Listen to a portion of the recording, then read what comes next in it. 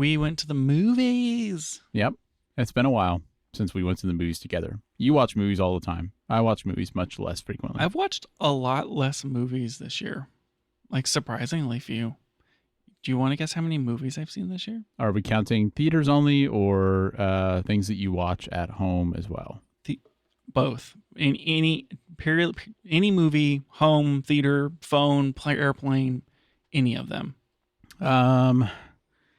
We're almost 100 days into this year. I'm going to say that you've seen 25 movies. That's a good guess. 14. Wow. I know. Well, I mean, that's half of what I thought. It's It's like a movie every 8 days. I've been very busy. In peak years, I was able to crank through maybe a movie every 3 days. Yeah, I mean average. that feels like where you were at maybe as recently as last year. Getting 10 to 15 movies in a month was not unreasonable. February was pretty good. I did 7 movies in February. Yeah, that's one every 4 days. But so far in March, I'm only at 4. Wow. And I did 3 in January. Yeah. I know. You really must be busy. I just got a lot of stuff going on, Daniel. I think a lot of stuff. I do think I rated Project Hail Mary the highest of all the movies I've seen this year. Really? I thought it was good. I did rewatch the 1998 Mulan, and I rated that 5 stars. So yeah. But I gave it 4.5, and then I said, you know what, Lucas, you're too stingy sometimes, and I upped it to 5. Are you talking about Mulan or Project Hail Mary? Oh wow. I mean, I don't want to spoil the movie for people who are going to go see it. I did have some questions in regards to what Ryan Gosling's technical proficiency is as far as his job and his PhD compared to the things that he did on the spaceship. Yeah. I mean, there were definitely some suspension of disbelief required at various points in the movie. Where I'm like, is he stuff. just vibe coding this right now? Like, how's that working? AI, man. Sure. I'm like, I don't, like, we just had to get over the hump, right? Yeah. Like, you got to get over the hump of that little plot point. And I know I'm being really vague. Of all the things in the entire movie, that was the one where I was like, I don't think so. That was the one that you couldn't wrap your mind around. I'm like, no, just no. Yeah. Apple can't even figure Siri out. There's no way that Ryan Gosling in space can like crack the code to voice to text or whatever. Anyway, point is, cameras. Yep. There was a lot of interesting camera stuff. Do you know what Nikon camera was in the movie? It looked like just kind of a standard DSLR. It would have to be a D5, right? I mean, one would think, but I don't know. It looked like a more modern, or maybe not a more modern, but like it looked like a more consumer grade Nikon to me. But it was just a very brief shot. But I did think it was funny that out of every camera brand they could have picked, they picked Nikon. Well, if they're going for scientifically accurate, you have to pick Nikon. That's true. And it's like you can't pause it in theaters. We're going to have to go watch it in IMAX so we can get a bigger view of the Nikon camera they use as a prop. Mm-hmm. But as discussed last week, it has to be a D5. Yeah. What else would it be? Nothing else could handle the radiation. Exactly. Anyways, I thought the movie was interesting. I purposely didn't learn anything about it before going in. Sometimes I like to know a little bit more about kind of how they shot and this, that, and the other. And, then you can kind of like look for those things whenever you go see it. Mm-hmm. I definitely did not do that this time. I went in super cold. I knew Greg Fraser was a cinematographer, and I knew it was about space or whatever. And I was happy with that. I'm like, I'm just going to go see this movie. Mm-hmm. And then I went on a trip with a guy that had actually had read the book twice. And so he was trying to talk to me about it a little bit. And I'm like, don't talk to me about it. And then when we got to the movie, they like mentioned aliens before the movie and like the turn off your cell phone thing. And I was like, guys. Spoiler for sure. Do not spoil this for me. Don't spoil the movie right before the movie. Yep. I felt like that was a pretty major spoiler. I was upset that they felt like, they just assumed that everyone knows everything about the movie before the movie. And I'm like, no. Yep. There has been a lot of marketing for the movie, and I think they felt like enough of that marketing is included, mention of that they felt okay about it. But yeah, it's kind of a bummer. There's like, oh yeah, it's a book or whatever, and blah blah blah blah blah. Mm-hmm. Anyway, Greg Fraser shot Zero Dark 30. He shot Dune. He shot the Matt Reeves Batman movie. And I think those are mostly like the ones that I know him for that are kind of claim to fame. But Dune was incredible. Like the movie was good. Go get him, Dennis, or whatever. But like the cinematography for that was something special. Like it was really well done, and I feel like it did a super good job of bringing Dune to life in a way. And I really enjoyed the Matt Reeves Batman and like just how gritty it was, and I liked how he like detuned those lenses. Yeah, I think we for talked about the thing, that and in some past just episode. how like he approached it, and in similar fashion. So like that's why I wanted to see this movie. I'm like, what's he gonna do? What's he gonna do this time? And I didn't even catch it until you pointed it out afterward. But there are parts of this movie that they shot in like vertical anamorphic. Yeah, you can see the flares are vertical, and I think they did it that way for the IMAX to get the taller aspect ratio. That's right. So that was the thing that I didn't realize. When you were like, I want to go see this movie, I didn't realize it was like a go see it in IMAX type of movie, or else we would have saw it in IMAX. So I apologize that I didn't book IMAX theater for this movie when I went to go see it. I just default to going to the Alamo because I like going to the Alamo. But if I had known, we would have seen it in IMAX. Yep. So it's similar to like the Sinners thing where like they change aspect ratios. It seems like if they shot a lot of it in just 65 millimeter Arri Alexa style, and then for all the space stuff they shot in IMAX, whatever that ratio is, 1.4, whatever. And in order to get to the IMAX ratio, they use the same Arri 65 cameras, but they got Arri to provide them with custom mount for vertical anamorphic lenses, and then cool. got the extra vertical distance that they needed, but kept the same sensor width in order to get to the IMAX ratio. And then they printed it onto 70 millimeter IMAX film and then scanned it back. It's crazy. It's wild because it's like they didn't turn the camera sideways. No, like the sensor's still horizontal, but then they're shooting vertical anamorphic, which is an interesting way to do it. Yeah, I thought it was super interesting. I think there's maybe some challenges with doing that and like close focus and like f-stop limitations and that sort of thing. But being that they shot all of this, not all of it, they shot a lot of this practical. There was no green screens in any of the shooting. It's like unheard of now. Just amazing, right? You don't get any of the light bleeds, so they're able to do more with like the color of the lights, and you're not getting any weird casting on the actors. You can like really sculpt these environments, and then he's like doing all this cool stuff with anamorphics, and it's just super fun. It's super cool to see cinematographers do like interesting, different approaches of how do I invoke this feeling, how do I create this atmosphere using camera technology. Did you see the thing where the scene that was all red, with all the little red dots, you know what I'm talking about? Did you see how they did that? They shot it in IR. Yeah, with like a bunch of little lights on chicken wire. Oh, I didn't catch that part. That's super fun. Yeah, it's just like, it's neat that it would be so much easier to do stuff like that with a green screen. It's neat that they didn't. The third time that Greg Fraser has shot a cinema feature with infrared cameras. I mean, I guess you learn how to work with something, and it's like another tool that you can use. So. They did IR for the I think it was the Bin Laden scenes for Zero Dark 30, and they shot that whole arena scene in IR to get like the stark black and white in Dune, and then the spacey red the thing in this one. Yeah. Was super cool. They just ripped the IR filter off the camera, so everything was red. Very fun. Yeah. Super cool way to do it. And I don't know. It's just good. It's all good. Yeah. It's all good. What do you think about this trend?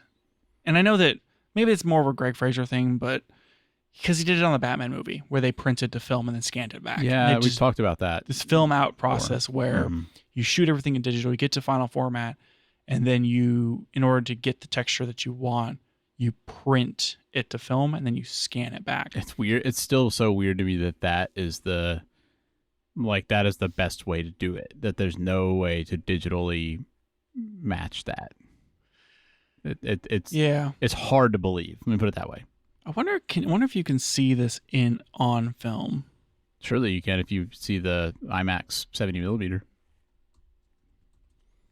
Let's see.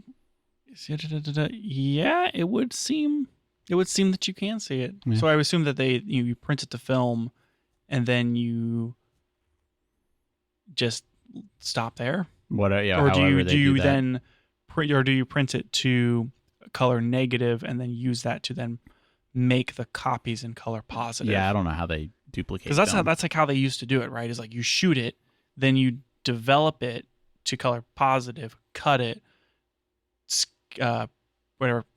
print it to color negative, and then use that to print the versions. And so it's like grain on grain on grain structure for old movies. Wow. So I don't know.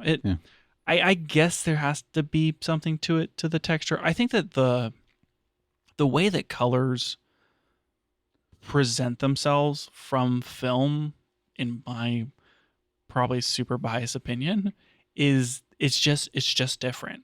Like, you can look at a photo that's shot digitally and like the demosaic and everything, but with film, it's like the crystal, like go down to like your per the pixel crystals, man. It's like all the about per the pixel crystals. per crystal level. It's like it's going to be the color it's going to be, and there's going to be a certain Mhm. warmth to it, and it's just film. But it's interesting that still works when you're starting from a digital signal. I mean, it's just light on film. Like you're taking a picture of a picture, sure, but I think to some extent it works. Yeah, I mean, it must. It can't be. It has to cost enough to do that they don't just do it because they like feel in their heart that it's better. It's like maybe you get enough out of it, but you didn't have to go through the process of shooting the whole thing on film. Yeah. So it's cheaper overall. And I don't know. I don't know what the budget on this thing was, but even still, like printing 2.5 hours to IMAX, not cheap. Yeah, that's got to cost a bit. Yeah, probably 5 figures at least, like 20 grand or something I'm stupid. sure. That's probably a low estimate. Mm-hmm. And we do need to see the Odyssey in IMAX when that comes out, Oh yeah, because that'll be the first all IMAX. that's true. We've talked about that Yep. not too long ago. That one we're gonna have to drive to go see. But Yeah, it's like an hour and a half away. Yep, Yeah. that theater's not comfortable either. No pizza there. In the mall outside the theater. That's not as good. No, can there be like an Alamo IMAX theater in Alamo Austin? Max. It seems like there should be, right? I'd be That'd happy be with nice. that. Yeah. Anyway, I don't know. I enjoyed the movie.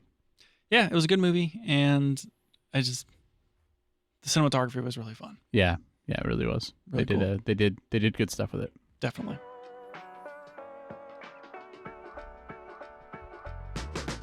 Welcome back to the Camera Gear Podcast. I'm Daniel, And I'm Lucas. and we're here today to talk about the gear, software, and techniques we use to shoot photos and video.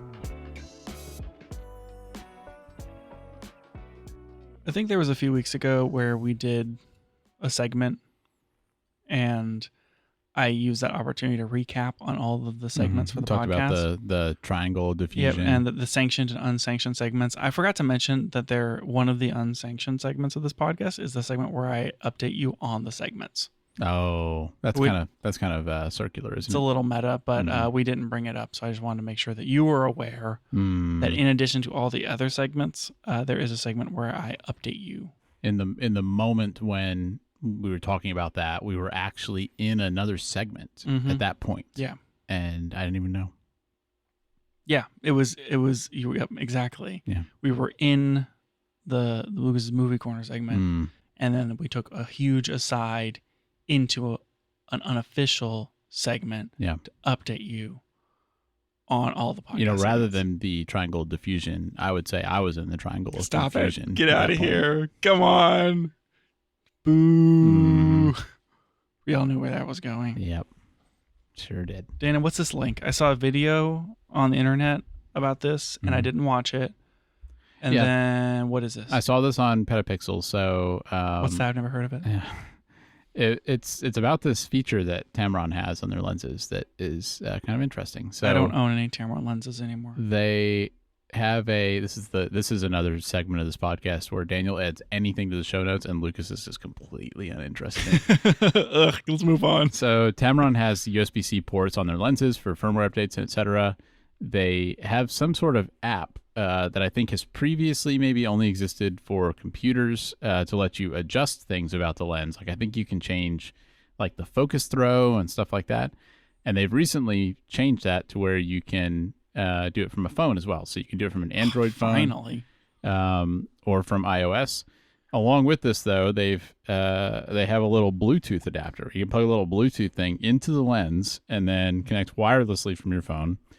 And I think that's actually the only way you can use it on an iPhone. But I think that capability does work. So like on an Android phone, you could plug the lens into your phone, but on an iPhone, you need the Bluetooth adapter? Yeah, I think that's right.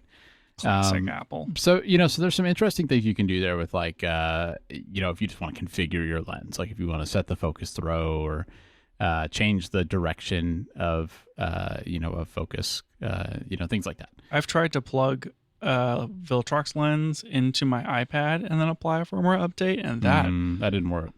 That was a nightmare. There's a fun dig in this article where it says the lens focus direction can be correct, like on Canon and Sony cameras, or wrong, like on Nikon cameras. Your choice. Look, Nikon made their decision, and now they're stuck with it. Can you imagine if they flipped it? It'd be terrible. Look, I just think about my dad.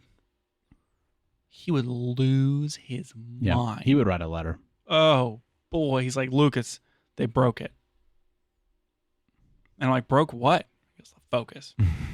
Goes the wrong way. Anyways, his camera did not get recalled, by the way. Oh, okay. Thank goodness. The focus direction thing actually is kind of a good feature, though, because I think Sigma lenses zoom opposite of like Panasonic first-party lenses, for example, which is really annoying if you own both. And this isn't changing zoom. This is only changing focus. But it's cool to be able to switch that to whatever is more comfortable for you. But the other interesting thing about this feature is that you can, like, especially with it being wireless, where you have your phone, you can do things like set like an A and B focus point and have it focus pull between them at a certain, like, over a certain period of time. Like I think you can do like really long periods of time. Like you can say like take 90 seconds to pull focus between these points. And so it kind of gives you some of the capabilities that you would get from having like a follow focus on your lens. That's a feature that some Panasonic cameras have had, where you can define the two. Camera. Yeah, you can define the two focus points, but it's not something that we see in a lot of camera brands. Mm-hmm. So if you shoot on a Nikon, because Tamron makes lenses for basically just Nikon and Sony, this would be a really, really cool feature, right? You pull out your phone, you connect the stinking Bluetooth thing, and you're like, focus pull. Yeah. Very cool. The thing that I've seen it mentioned for is doing time lapses. Yeah, that's sure. what they say in the article. Like you could do like a 90-second focus pull like during a time lapse or something. And get really cool into that effect. idea. Really into it. Overall, it's just really interesting because you see all these, there's all these follow focus systems that, you're actually like attaching a gear to the lens and having like a little motor. And, it's like this whole like external system to let you do that. And when you think about it, really, I mean, almost every modern mirrorless lens has focus motors in it. And this makes perfect sense. Like instead of having to attach this extra motor to it, just give me a way to control the lens motor.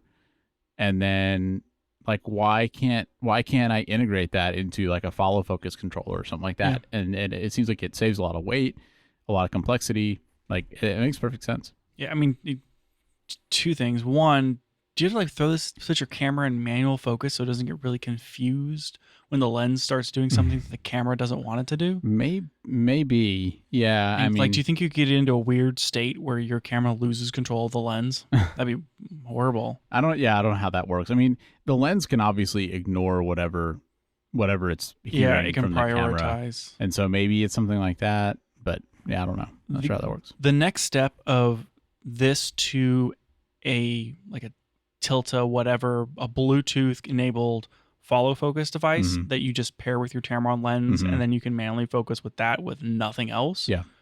Would be incredible. Yeah. And you can do this with the aperture as well.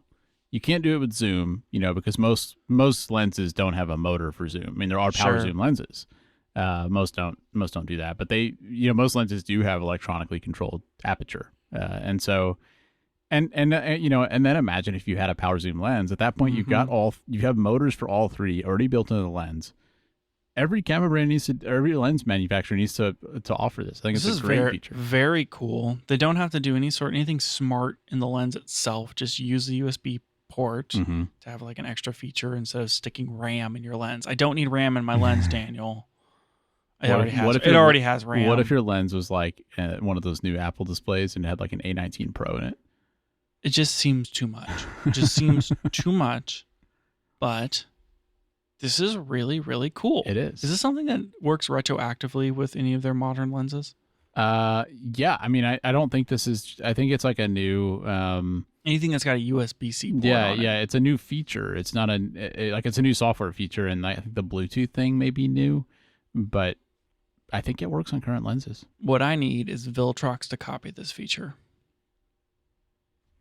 That way it'll work on my 75. I mean, it does obviously require you to have a USB-C port that can be accessed when the lens is attached to the camera, which your Viltrox does not. No, it's on the These Tamron ones, it's next to the lens mount on the exterior of the lens. The Viltrox, I think it's inside. Very, very cool. I mean, maybe this is a reason why I need to get an 11 to 20 millimeter f2.8 Tamron lens. I think it's a selling point for Tamron. Makes me wish they made some L mount stuff. Pretty cool. Yeah. Do you think that the reason they don't make L mount, besides not being a part of the L mount alliance, is because Nikon doesn't want them to? I don't know about that. That sounds. Do you think it's because Sigma doesn't want them to? Sigma and Tamron don't talk about each other. Yeah, but because they don't talk about each other, I kind of doubt it. I mean, Sigma makes lenses for Z mount. It's like, why would they be able to say? I guess they're part of the They make very few lenses for Z mount. And I don't think they make full frame lenses. Do you think this is like a like a gang territory thing where the Sigma's like, you stay off our turf and we'll stay off yours? I 100% think it's like a gang thing. That's exactly what I think. Like way more than I mean. Yeah. Nail on the head. Mm-hmm. I very much think exactly that. Do you think Tamron's intimidated that Sigma's buying that rice field? Like, are they thinking they also need to secure their food supply chain? Look, I'm just saying I wouldn't be surprised if a story came out sometime soon where Tamron's like, we make curry now or something. We have a chili pepper farm. Yeah. I don't know. Chili pepper farm. Where are Tamron lenses made? They're also made in Japan, right? Tamron chili peppers. Look, I think that there's maybe there's some like respect or something going on, but I think they don't even talk to each other. Interesting. Like a gentleman's agreement. Like Tamron and Sigma executives in a room across the street, like they don't even acknowledge each other. Yes. That's what I think. Yakuza or something. That hard-hitting drama between camera lens manufacturers. It's a very, very serious look. If there's Tamron and Sigma at NAB, let's see if we can get them to talk to each other. Oh, man. See if they even know who the other is, Ooh, see if you can get them to say the word. That would be very good. Like we meet one and we figure out what their name is, and then we pretend to forget what their first or last name is to the other one. See if they fill in the gap. See if they slip up. Yeah. Oh man. Anyway, I don't know about that. Anyway, what's next? Okay. This wasn't even going to be on here, but I recently remembered about it 3 seconds before the episode, so we're just going to talk about it because obviously that is the level of planning that we sometimes bring to this podcast. Loads and loads of time. So Fuji, as you know, the company Fujifilm, well-known camera brand. I'm glad you clarified that because there are so many Fujis. Honestly, Daniel, it's a little upsetting. There's too many of them. I'm now vamping because I have to find the stupid tab as discussed earlier. Yes, too many tabs. Okay, Fuji did this like survey situation. They said, "Hey guys, we don't really do lens roadmaps anymore because why would anyone care to know what lenses we're making? And we want to just kind of throw some proverbial spaghetti at the wall or rice or whatever you want to say." I think we call it metaphorical spaghetti. I like to think of it as a proverb. like whenever Jesus was on the hilltop, I don't know where this is going. Like, you're the spaghetti. I got nothing to that. I just don't even know what to say. I think we need to move on. Right. Well, So Fuji did this survey. so Fuji did the survey, and as previously discussed, spaghetti on wall. Mm-hmm. They wanted people to tell them, like, what are you interested in? There There was voting involved. I'm so curious if this is a real, like, what, like, are they actually taking that information and using it to make different decisions, or is it like to build hype? This is on Fujifilm/x.com.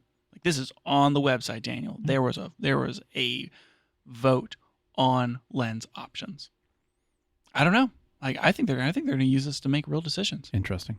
Because I think they were pretty clear when they announced it that the lenses that they had in the survey are not in development. Some of these seem impossible. Some of them do seem impossible. I agree with that. I think that Fuji has for a long time felt that this is how big a lens on X mount should be. And if it doesn't fit in the box, Gotta fit in the box. if it doesn't fit in the Fuji box, it doesn't ship. Mm-hmm. And some of these lenses would not fit in the Fuji box. What's an example of one that would not fit in the Fuji box? Because did they show sizes of them? The 33 millimeter f1.0. Yeah, sounds like a pretty big lens. I ain't gonna fit in that box, man. Did they show projected sizes? I believe so. I know Fuji Rumors had some projected sizes. I'm looking at the final results of the survey, so I don't have those in front of me. But there was projected sizes that we saw, and some of those things were honkers. That's for sure. Yeah. So what were some interesting ones in there that you would be interested in? Daniel, I'm gonna go through all of these. Oh, okay. All right. Top to bottom, and I want you to tell me if you agree with the ranking. So what you're telling me is going to be in some sort of ranked There are order. 15 lenses, and I can give them to you 1 to 15 or 15 to 1. And I want you to tell me if you agree with its position as we go through of like, that one needs to be down or up as I give you the next one. I think we got to start at the top then, like the most rated. The highest rated option was the XF 16 to 80 f2.8. I do agree with that as being a really valuable lens. Like for me, having thought about wanting a like a 24 to 105, or the 28 to 105 f2.8, I think that'd be a great lens for them to make. The 17 to 70 exists. This is a 16 to 80. I don't think it's unrealistic. Yeah. I think the 16 to 55 is a great lens. I mean, if you're APS-C, like, it would be nice to go to 2.8. This would be the effective equivalent of a 80 would be the 120. This would be the equivalent of the Nikon 24 to 120 f4. It would be the exact same light gathering from a sensor comparison. Longtime listeners of this show know that we had a love-hate, mostly hate relationship with the Tamron 17 to 70. So I would love to see a first-party version of the lens. I would consider selling my 816 to 55 for this if it's the appropriate size. And this was by 0.5% outvoted by the 18 to 50 f1.4. Well, you say it was outvoted, you mean it won. Like the one you just told me won. That was number one. And then what's number two? 18 to 50 f1.4. So I mean, they're clearly doing that because they want to try and compete with something like a full frame 24 to 70 f2.8. That is exactly what that would be. Yeah. I mean, if you consider the crop factor, this is just under 2.8. Yeah. It's more of like an f2. This would be kind of comparing to the 28 to 70 f2 full frame lenses that we're seeing. And from that perspective, maybe this isn't impossible. To me, I look at an 18 to 50 f1.4 and I consider what Sigma did with the, 18 to 41.8? Am I getting that wrong? The focal length sounds slightly wrong. 18 to 35, 1.8? Well, 18 to 35 is the old one. They made a 28 to 45. That's the full frame, 17 to 40. 17 to 40 was the APS-C? Yeah, I think so. Well, that's 1.8. Like, to me, it's a big lens. Yeah, it's a huge lens. I'm like, how do you even do an 18 to 50 f1.4? Yeah. I want to see them make this just to see it happen. Yeah. Do you think that deservingly should be 2 or 1? I think it's less interesting than the 16 to 80 f2.8 because I think it's more niche. I do think that low light is a problem on APS-C, but I don't think it's so much of a problem to make that a super valuable lens. With how good sensor noise has gotten, Yeah. it becomes less and less of a problem for me. Mm-hmm. Maybe I'm a monster for that. The number 3 is 2 lenses, weirdly enough, and these seem to be smaller, more travel-inspired lenses. And it's an 18 and a 30 millimeter mini travel lens. Now, I don't think that's not 2 separate lenses, is it? Is this the one that has a switch? One of the lenses in this list, like their concept of the lens is that it's a prime, but you can flip it between 2 focal lengths. Oh my! I wasn't aware of this, Daniel. Yeah. This must be that lens. Way more interesting. Sorry. So, way more interesting. Excuse me. Apparently, there was some really old Fuji lens. I don't remember if it was on a fixed lens camera or what, but there was some old Fuji lens that worked this way, where there was like a switch on it, and you could switch it between 2 focal lengths. And their concept for this is kind of the same, but obviously like modern X-mount type situation. I'm looking this up right now because Daniel, we may just have unearthed a legendary lens. I mean, it says reviving legendary literally on number 3. I think this is exactly what you're talking about. Daniel, I don't know why this isn't number 1. I don't know why you didn't know about it. Maybe I'm not good at my job. Maybe you think about that. It's a really interesting idea, because I think if they did this, they could get something that's closer to prime size and performance, but still giving you, the 2 different focal lengths versus a zoom, where like you have way more optics in the way and like generally like a larger and heavier lens. If they could make this and it was f 3.5 or faster, I would buy the heck out of this lens. 100%. This sounds awesome. Yeah. Put it on an X100 Mm-hmm. Do it. I would my gosh. I would say that of the ones in the list, because I have seen a few, like I knew about that, so I've seen a few of the things on the list. I think that is what I'm most interested in, just because nobody else is doing that. I think it's super interesting. It's super cool. Okay, next one here is the 14 to 140 f3.5 to f6.3. Super zoom. Super zoom. F6.3 on APS-C feels very punishing to me. A little bit. I mean, maybe a good travel lens, I think. I mean, I'm on the verge of buying a 70 to 300, I guess. Yeah. So yeah, that feels like a travel lens, basicly. So it's a travel super zoom. For sure. The Tamron 18 to 300, is that right? That sounds right. It was slower, third party. This essentially competes with that, but I think this isn't super fast. I would almost say like the 18 to 300 is more interesting. 14, 14 is so wide. It's so wide. I mean, that's appreciably wider, like quite a bit. But I mean, almost to me, 14 is like niche wide. Like unless you're vlogging or doing some weird like landscape or astrophotography type setup, like I just don't feel like most people need something that wide. And I don't know. Yeah. When I zoom in on these photos, it actually lists the projected weight and size. So I was wrong that it didn't have that information. The next one, number 5 on this list, boy, we're going to have to kill a topic, Daniel, and this is going to take way too long. It's XF 35mm 1.4 version 2 with the high speed, better silent motors. A classic Fuji thing where they're like, what if we released another lens between the 27 and 35mm focal lengths? No, Daniel, no. Put that away. This should be number 1 on the list. Actually, number 2 right behind the 18 to 30. Why? Because the 35 f1.4 is like the first XF lens. It is the lens. It's so good, and they have not revved it in freaking 12 years. And they came out with the 33mm f1.4, which is an incredible lens, like so sharp, so well controlled, super, super, super good. It's not a 35. The lack of refresh on the 35 f1.4 and the 16 f1.4 are a tragedy. Yeah, I know. That's not even a word. I know you want a new 16.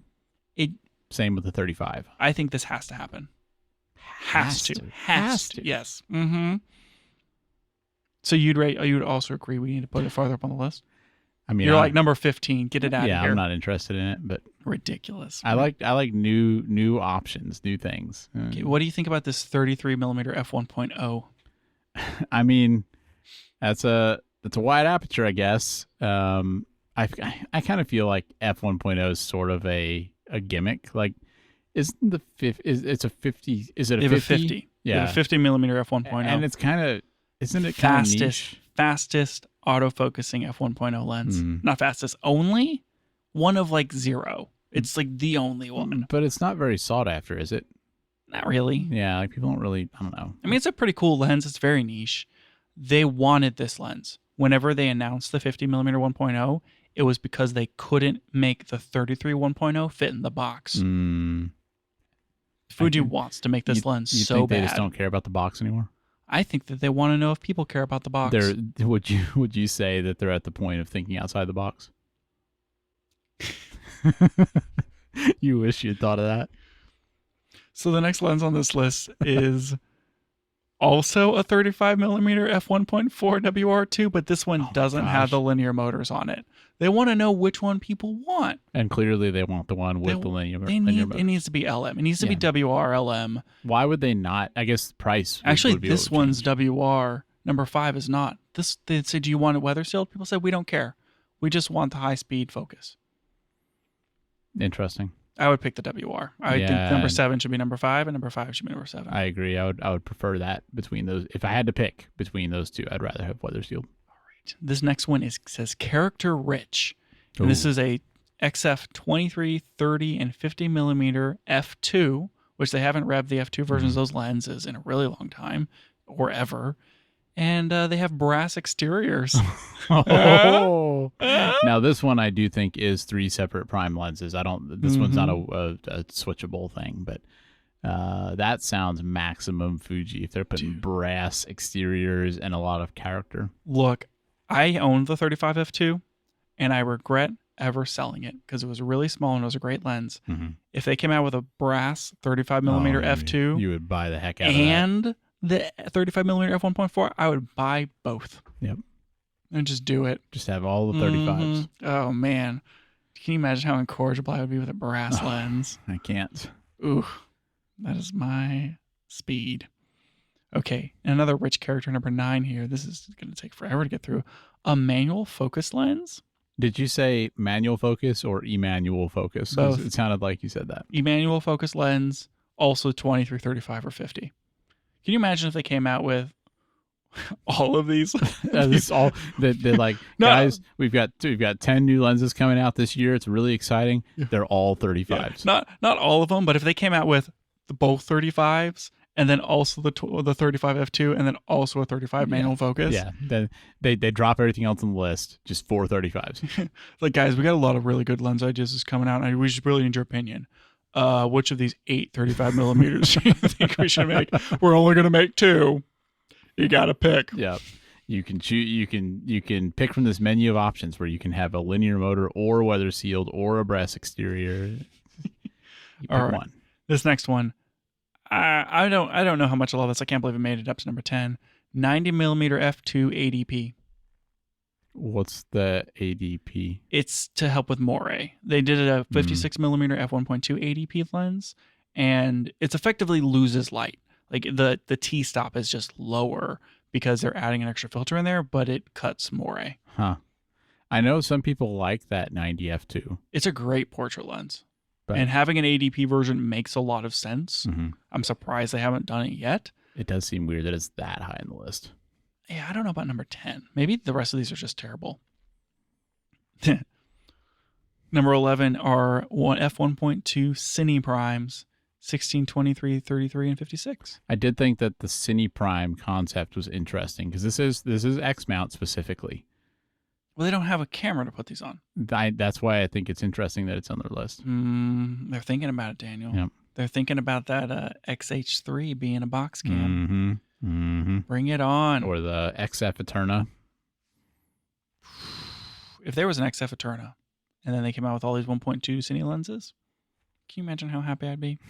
You'd be peeling me off the ceiling. You wouldn't get any of those cinema lenses, though. You'd only want the brass manual focus lenses. Look, why would I not get the brass manual focus option if it's available? Of course, if I'm walking around with my XF Eterna and my brass lenses on it. Oh my gosh. Oh boy. Anyways. Number 12 is a 35 millimeter f1.4 version 2. And I will point out that in those Cine Primes, there was a 33. It's just pretty close to 35. I'm surprised they didn't just go for 35. It's very interesting. Number 13 is a soft focus lens In with the 35 millimeter focal length. with a porous aperture. I don't know what that means. Yeah, I'm not sure what that means either. What is a porous aperture? I was asking you, Daniel. I need you to tell me. No, I don't know the answer to that.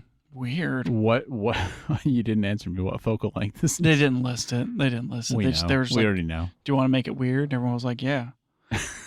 You guys want to make it weird? Okay, so this next one has ghost control with hood. I guess Are we so. still Like talking about camera lenses? Well, so like you know how you get ghosting with like you don't want any of lens coating or hoods or whatever. You're trying to keep the sheen of the sun from disrupting your contrast in your photo. Yeah, but why? Like, how are you going to do that without a lens hood? And what's different about this? Would you just have a lens hood that's got like a slit or something in it, and then you like turn the thing, and then you get more maybe you turn the hood. Ghosting. I don't know. You get more ghost. This seems like something that could just be an accessory. Yeah. Like something that Moment would make. Moment, if you're listening, let's make some ghost hoods. I'm not surprised that that's number 15. It's a 16 to 50 f2.8 to f4.8 also. Yeah, I'm not interested. Yeah, that lives at the bottom of the list. I mean, other than moving the 18 to 30 combo lens up to the top, I think I'm pretty good with this order. What do you think of of what they've presented here overall? Like, do you feel like the direction that Fuji's going in with these ideas is aligned with what you want to see, or like do you have generally positive or negative feelings about what they have here? The only thing that I wish that was on here that isn't is a 16 millimeter f1.4 revision. I think the 18 1.4 LMWR is a great lens. I still want a 16. I want a new 16. Yeah.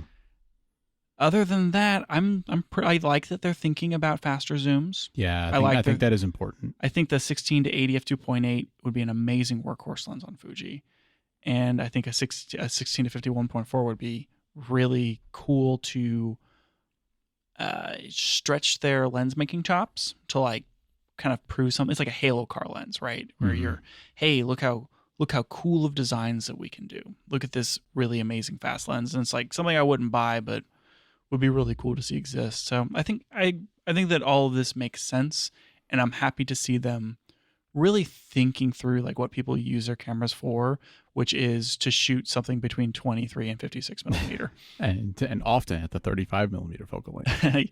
It's good that they're considering revving the 35 millimeter.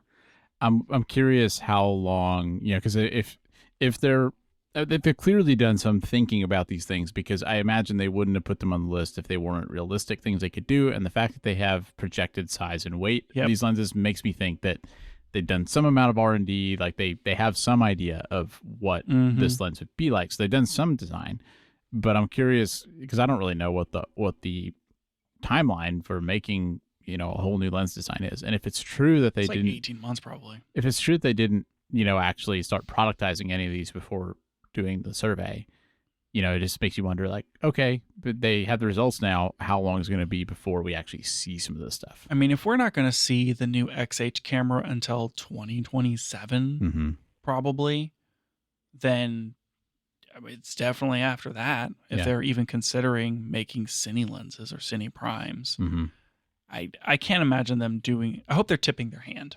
That's like, we're thinking about Cine Primes because we're thinking about an XF style camera in the image of a GFX. I don't see why they talk about Cine Primes if they don't think that they want to get more into the Cine world with X mount cameras. Bring it on. Yep, you're here for it. Sure is. We'll see what happens. So, what do you think, Danny? Do you think that this makes sense for Fuji as far as any of these options? I mean, yeah, for the same reasons you said. I think that having faster zooms is valuable. That was always a little bit of a pain point for us on Fuji with some of like the event shooting we do. I think that 2.8 is fast enough. So that one that's at 1.4 is, a little extreme, but like I'm happy to see that 16 to 80 on there. I like seeing them do weird stuff. Like I think the switchable focal length lens sounds cool. Honestly, the brass manual focus lenses, like perfect. Like that's such a Fuji thing to do. Do something different. Yeah, I'm more interested in that than I am on updating lenses. Not that I don't think it's important to update lenses, but it's just not something I'm going to get excited about in terms of like a lens roadmap. It's like just keep your stuff up to date, keep it modern. I think that's important, but I'm more interested in some of the stuff that we haven't seen before. Yeah, as long as they just keep it weird. That's what I want from Fuji. Just make it weird. Yeah. I mean, that kind of, yeah, because all these companies sort of do the same stuff, and that one comes out with a specific lens design, and the others follow it up, and I get that that's valuable in terms of, in terms of, well, I'm in this system and I want that lens, like that's good, but I don't know, like it kind of starts making all the options feel so similar, and I like having some differentiation between the different camera ecosystems, and Fuji's always been unique and I want them to continue being unique. Yeah, definitely agree there. My Auto Boy that I bought in Japan is a 40 millimeter lens, and I press a button and then it's a 70 millimeter lens. It kind of does a similar sort of deal. I love that camera. That's so much fun. It brings me pure joy. If you'd like to support the Camera Gear podcast, you can subscribe to us on Patreon. It's only $3 a month, and you'll get early access to episodes, longer pre-shows, and occasional bonus content like written reviews of gear or maybe some photos we've taken on one of our recent adventures. This really does help us pay the bills and keeps this show running, and we'd love to have your support. You can find out more at patreon.com/cameragearpodcast, or there's also a link in the description for this episode. Thanks for listening, and now back to the show. All right, Daniel, I'm going to tell you about a camera, and I'm not going to tell you if it's a new camera or an old camera, because at the end of telling you about this camera, you have to tell me when you think it was released. And then I will tell you how wrong you are, or how right you are. I don't know the answers to the question you're going to ask, but I have seen a picture of the camera because I saw the same article you did about it. I saw an article about this? I assume you did. I did not see an article about this. I saw a reference to this camera recently, so and I'm curious how it ended up on your radar. I don't remember. Reddit or something. Who knows? I'm on the pulse, Daniel. Cameras, man. Yep. I live and breathe cameras. You kind of do. Anyway, tell me about this thing. All right. This is the Lytro Illum, I believe is how you say that. And this is Ilium, but I think you're right. I believe Ilium is something different. Illum. And this camera, when it came out, was version 2 of a concept. They raised somewhere in the orders of $40 million to make this camera. I remember it being pretty hyped. It was very hyped. And this was a light field camera, a mass production for the professional photographer light field camera. Now, is this the camera that has a bunch of weird lenses on the front? No. Do you know what I'm talking about? I do know what you're talking about. This is a different camera than that. We should talk about that camera. Yeah. Camera with a bunch of weird lenses there's on a the front. There's a phobia about that people have with things that have a bunch of holes on it, and I think that camera is like the worst trigger for that.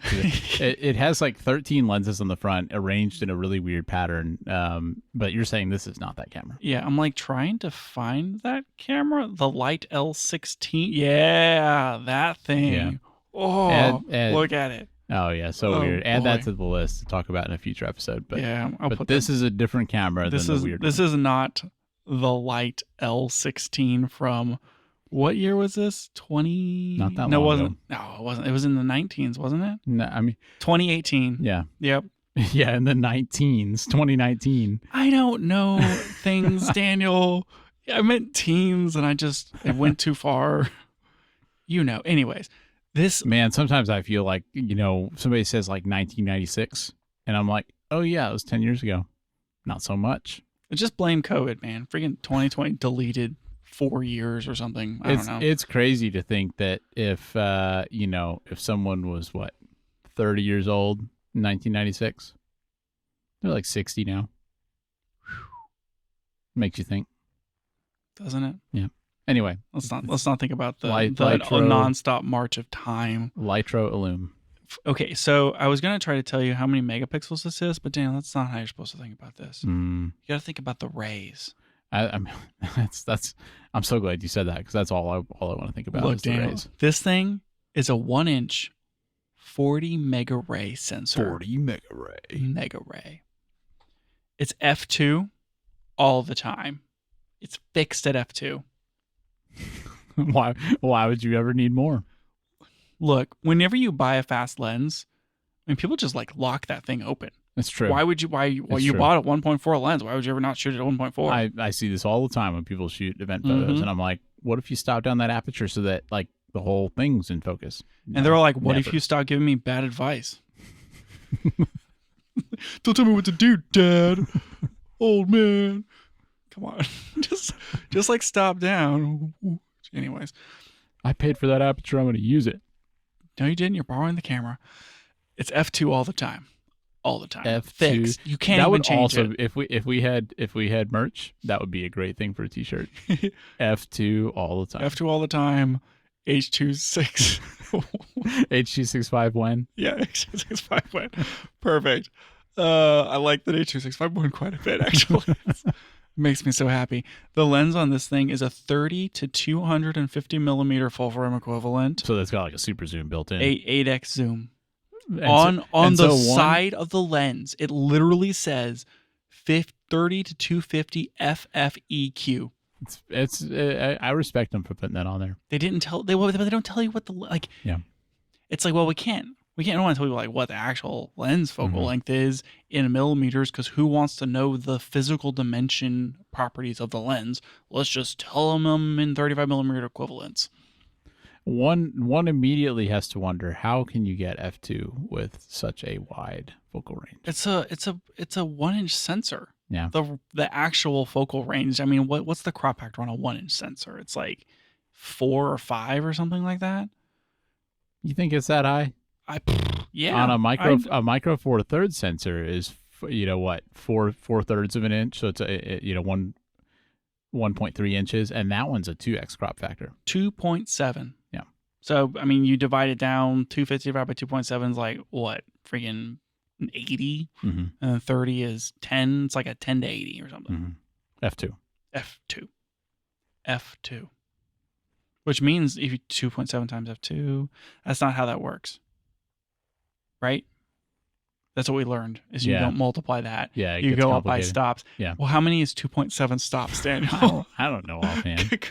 Well, it would be 2 would be to 2.8. Well, no, because it's 1.8 to 2.8 is a full stop. Yeah. So you'd have to go above. It'd be probably like 3, and then maybe that's where the 0.7 comes in. We just round up to the next full stop, because it's 2.8 to 4. So 2.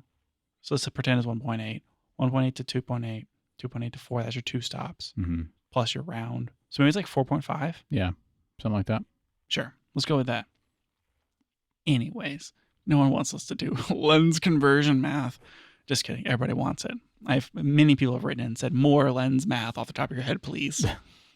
I don't think they say that. Many, many people. Mostly of them are bots. The minimum focus on this thing is like 3 centimeters. It's pretty small focus. Look. You can get real close to that thing. Get right in there. Very versatile. Yeah. Not small. If you look at a picture of this camera, it looks like those old weird Sigma Foveon cameras. Yeah, the ones it's kind of blocky and square. No, it's like super. The body itself is super skinny, and it's got this like weird grip, and then there's a giant lens on it. It's really an interesting looking camera. It looks modern, very fun. It's got a 4-inch touchscreen on the back, like a Nikon ZR.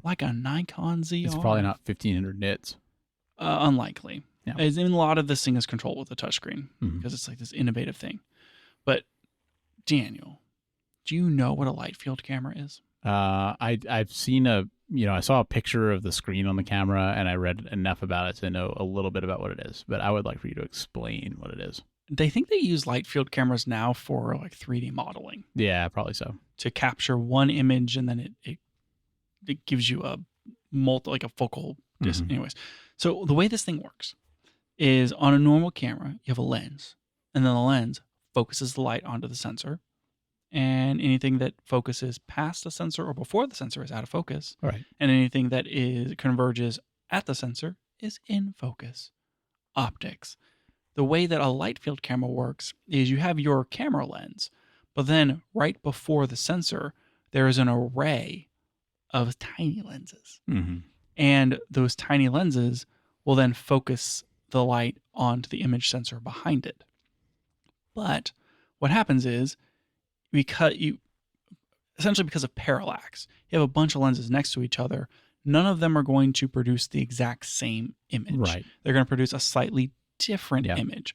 And so what happens when you take a picture of this is you like the light bounces off the apple or whatever, goes through the lens and then hits all 40 of these tiny lenses.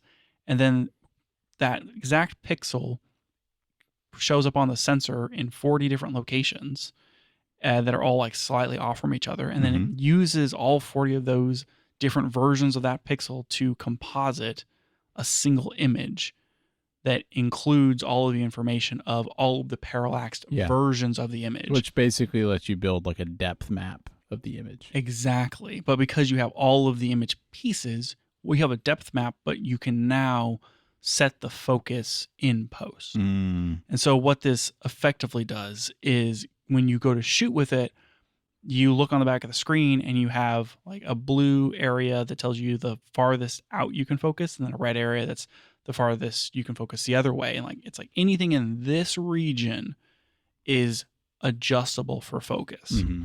And then you just like shoot the picture, and then in post you can set the focus to whatever you want. You can animate it so that it goes from one focus to another focus and put like a little GIF out or something like that. And I assume you could decide how much you want in focus, in the sense of like you can basically stop down in post too.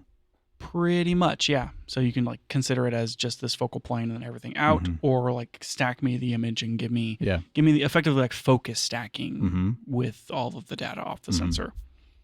That is pretty cool. Pretty stinking neat as an option for a camera. I mean, okay, so the obvious question, what's the downside?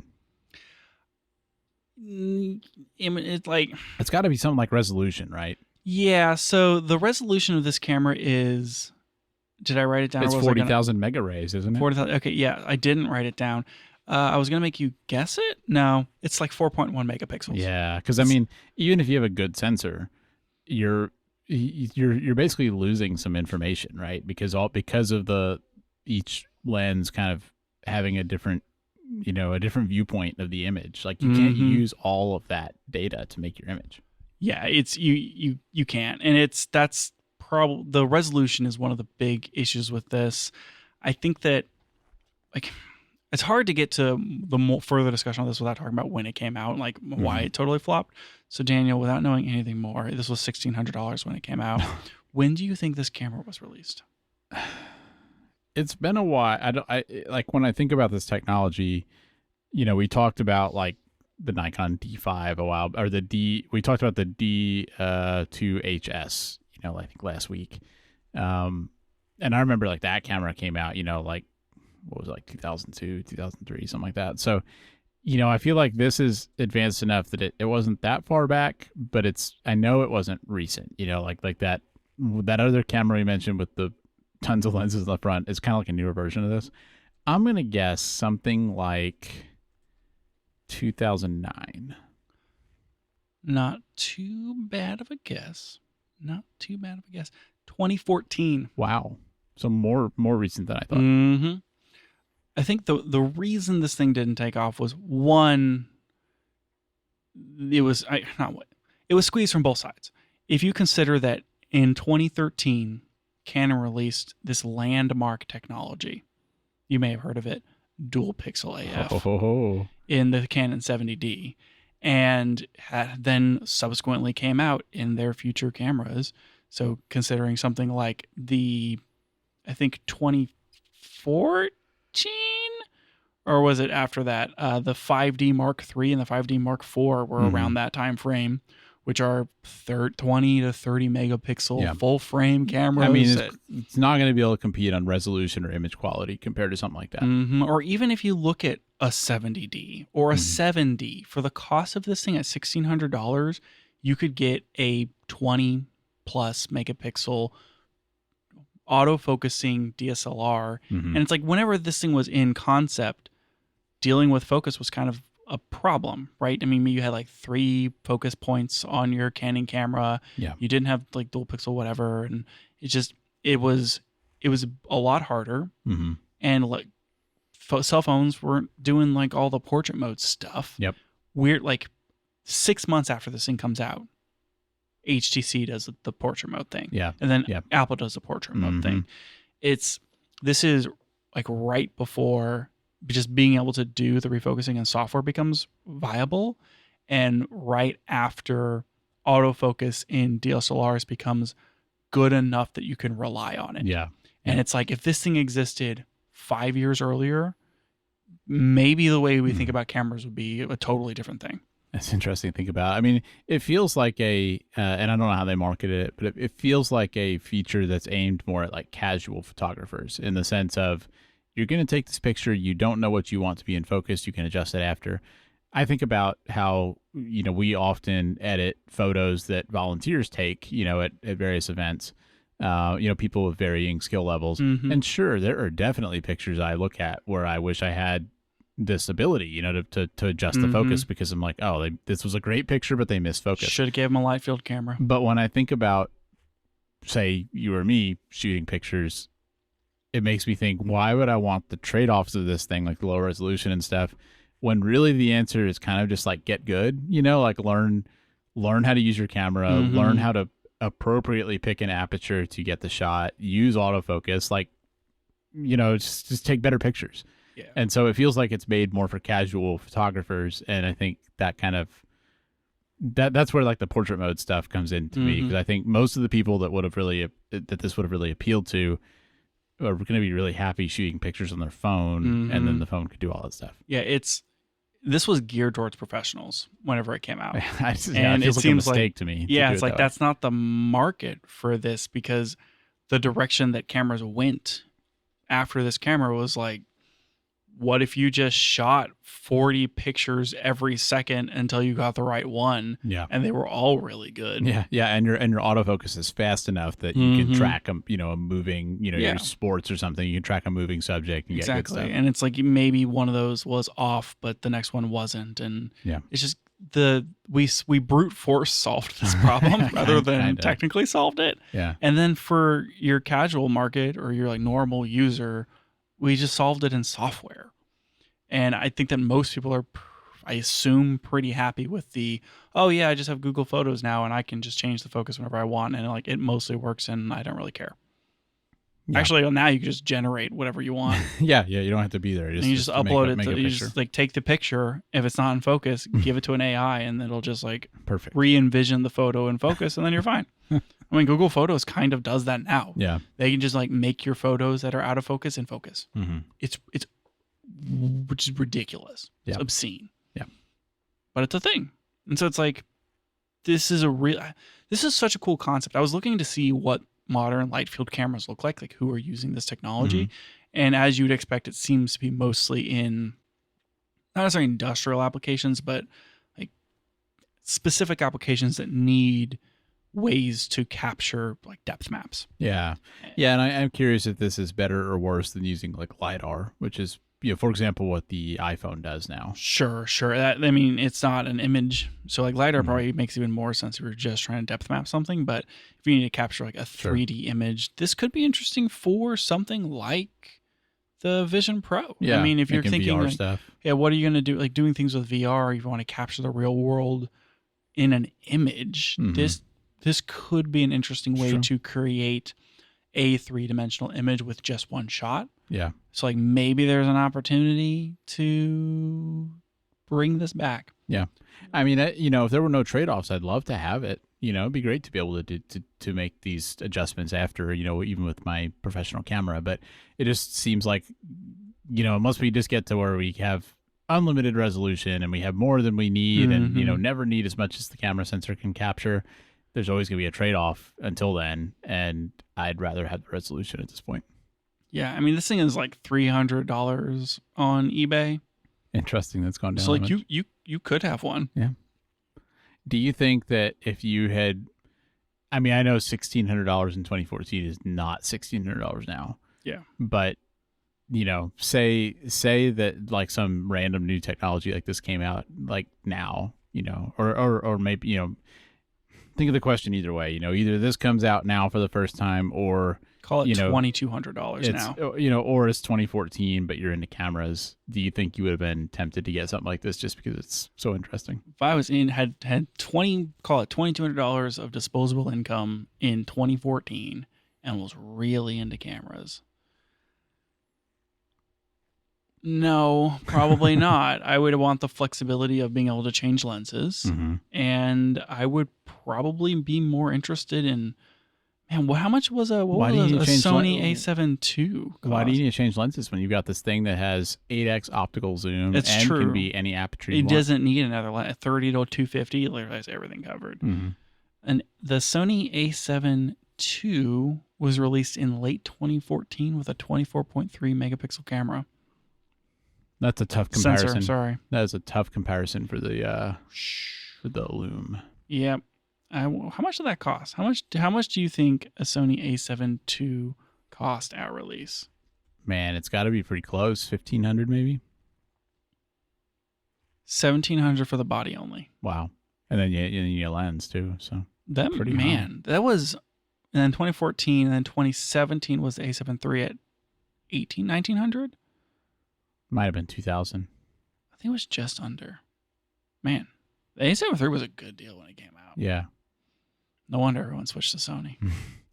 Yeah, I mean, we've talked about the A7 III before, but that feels like I'm not gonna say once in a lifetime, but like that was like a generation defining camera. Yeah, that camera goes like on a list somewhere. That one and whichever camera what was it, the 80D that Neistat vlogged with that everybody thought they had to have. Yeah. Or do you have the 70D? Probably both. You've talked about your dream camera collection. Do you feel like an A7 III is part of your dream camera collection? I don't want it to be, but I kind of feel like it has to be. Because, I mean, it's the A7 III. Yeah. I hate that camera. But I think it belongs on a shelf for sure. Yeah. It has a pretty big spot in camera history. Unlike this camera. Like this Illum camera is kind of a weird quirk of history. But yeah, I don't think I would want. It's kind of a shame that the concept didn't go anywhere. Just because we were talking about earlier about the Fuji stuff. It's like I like unique things. I'd love to see more things like this, but it just didn't really happen. Yeah, I have no desire to own an Illum, but if I was building my museum, I'd have to have it. Yeah, I'd have to. So unique. I put somewhere around that Contax full frame DSLR. If it was $100 instead of $300, I'd consider it. Yeah, for sure. Got my D5.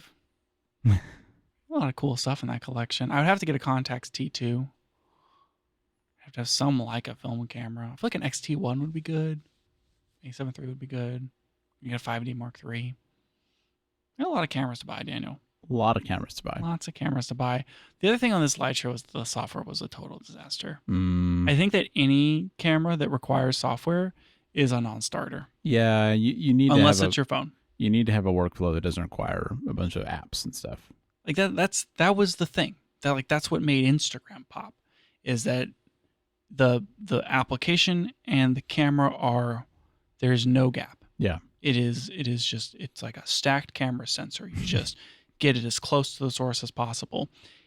The friction of having to plug this into a computer and then do a thing, no. I would say that's one of the turnoffs of like Insta360's 360 cameras. Yeah. Same kind of thing. It's kind of funny to say that, and that I love like shooting photos, and then I take the photos and I put them on my computer and then I edit them in Lightroom. But I'm literally describing a shoot the thing and then put it on the computer type thing. You don't have to. I don't have to. I can just pull the photos off, and I don't need a proprietary software to like do the thing. If you want to, you want to focus stack with a Nikon camera, you have to use the stinking freaking Nikon software. And it's like, I'm never going to focus stack. I think like I can do high resolution photos with my Fuji camera by putting on a tripod, using the mode, taking the photos, putting them in the software, and then making the image. Mm-hmm. I'm never going to do that. Never. It's never going to happen. If I can't do it in like Lightroom on my iPad, get it out of here. I mean, you'd have to turn your computer on. As we were discussing earlier, you power your computer totally off. You got to wait for it to boot up. Can you imagine? Like I'd have to like wait for the chime. Boom. Ugh, geez, it just take forever. I'm telling you. Can't do it on my iPad. It's not worth doing. That's it for the show today. Thanks for joining us. And if you liked it, tell a friend so they can check it out too. You can find out more about the show at www.cameragearpodcast.com. And you can find us on Twitter @CameraGearPod. We'll be back with more next week.